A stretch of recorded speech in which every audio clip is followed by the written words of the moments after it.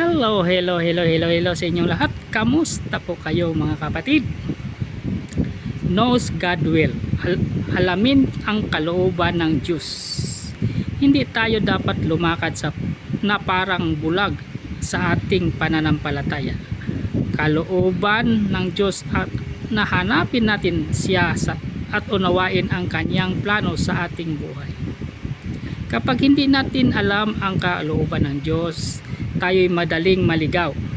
Pero kapag puspos tayo ng salita at panalangin, mas madali nating maririnig ang kanyang tinig at susundin ang tamang landas. Hindi tayo tinawag para maglaro ng kissing game, kundi para mamuhay ng direksyon ng Diyos. Ano ang sabi dito niya sa Ephesians chapter 5 verse 17?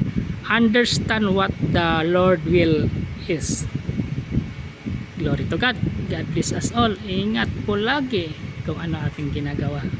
Shout out sa inyong lahat, sa lahat ng nanonood ng aking video, at salamat sa inyong panonood. God bless.